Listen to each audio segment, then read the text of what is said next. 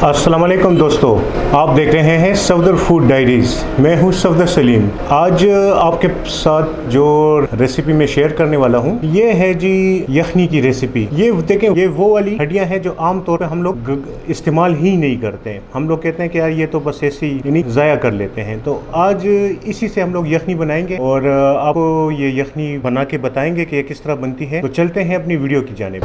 बिस्मिल्लाहिर्रहमानिर्रहीम।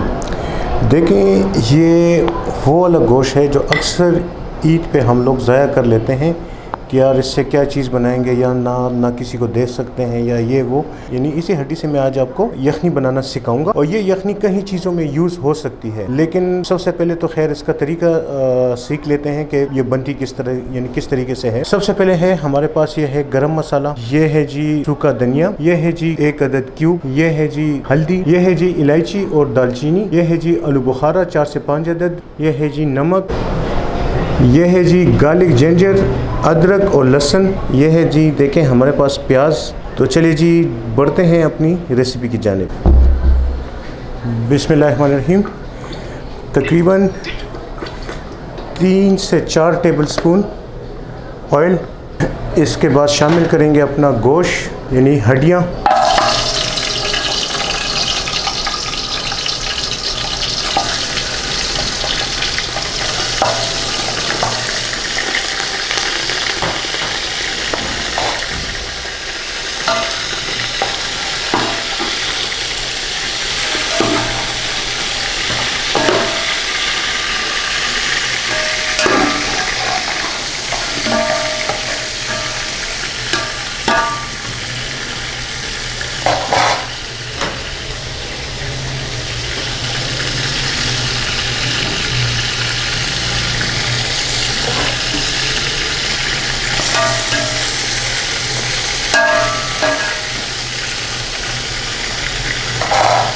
अब इसके साथ शामिल करेंगे प्याज। प्याज जो है मैंने तकरीबन 3 अदद प्याज मैंने काट ली थी दरमियानी साइज़ की। थोड़ी देर इसको भून लेंगे।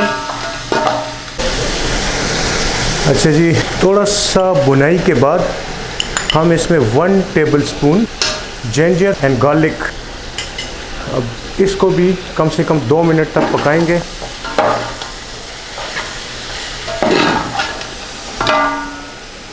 अच्छा जी, अब इसमें सबसे पहले हम डालेंगे 3 से 4 अदद, ये देख लें 3 से 4 अदद काली इलायची, तकरीबन ½ टेबलस्पून दालचीनी। अब इसमें शामिल करेंगे 1 टेबलस्पून गरम मसाला, हाफ से भी थोड़ा सा कम हल्दी पाउडर, ½ टेबलस्पून धनिया पाउडर। ये देखिए 4 से 5 अदद हमारे पास ये है आलू बुखारा, ये भी हम लोग इसी वक्त शामिल कर लेंगे। 1 टेबलस्पून भर के नमक,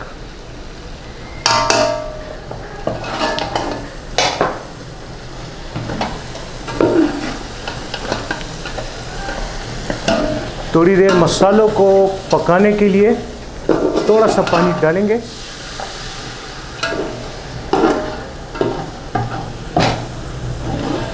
कि मसाले अच्छी तरीके से पक जाएं।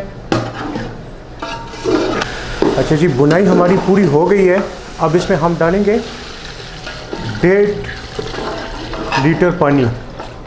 अगर आप चाहें तो ज़्यादा भी रख सकते हैं, तो मैं फ़िलहाल 1.5 रख रहा हूँ, बल्कि मैं भी इस तरह कर लेता हूँ कि 2 लीटर पानी इसमें ऐड कर लेता हूँ। तो आपकी मर्ज़ी कि आप जितना चाहें तो आप डाल लें।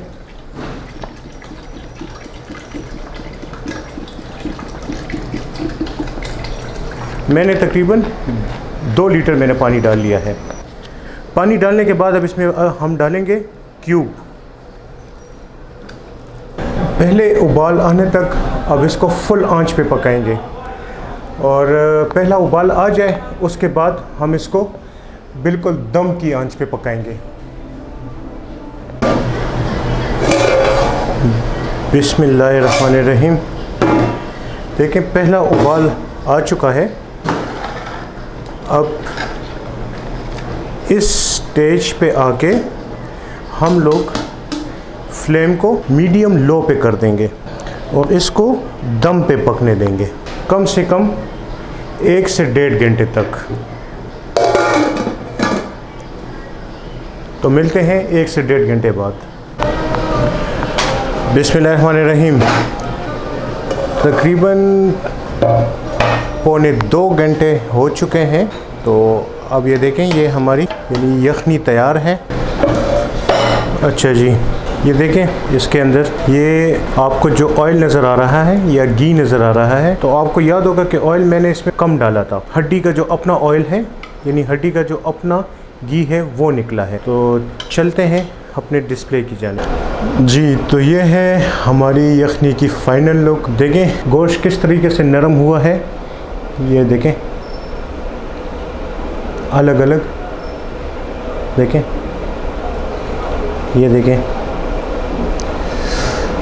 गोश्त बिल्कुल अलग हो रहा है। बहुत ज़्यादा गर्म है, बहुत ज़्यादा गर्म है। उम्मीद है कि ये रेसिपी आपको पसंद आई होगी। अगर रेसिपी आपको पसंद आई है तो इसको लाइक करें, शेयर करें फ्रेंड्स एंड फैमिली मेम्बर्स के साथ। एक मरतबा फिर आपसे वही इल्तिजा कि प्लीज़ मेरे चैनल को सब्सक्राइब करें और घंटी के निशान को दबाएं। ये बिल्कुल फ्री है। अच्छा, ये जो यखनी है ये आप यूं ही खमीर रोटी के साथ आप खा लें, आपको खाने में बहुत मज़ा आएगा। अगर आप चाहें तो इसमें चावल भी पका सकते हैं इस स्टेज पे आके। चावल अगर मोटे चावल हो या चरसदेवाल चावल हो तो वो भी आप पका सकते हैं। आप नॉर्मल जो सेला चावल होता है तो वो भी आप पका सकते हैं। अगर आप चाहें तो इसमें आप हलीम भी बना सकते हैं। इसकी हड्डी को अलग करके गोश्त को चूर यानी थोड़ा सा इसका चूड़ा बना लें तो ये हलीम में भी आप इस्तेमाल कर सकते हैं। काफ़ी डिशेज में ये यखनी अब आप यूज़ कर सकते हैं। अगर आपको मिसाल के तौर पे टमाटर पसंद हो तो आप इसी यानी तरीका आप यही रखें, पकाते वक्त इसमें टमाटर भी साबित शामिल कर लें तो वो भी खाने में बहुत लजीज आपको महसूस होगा। मिलते हैं एक नई रेसिपी के साथ बहुत जल्द। वस्सलाम।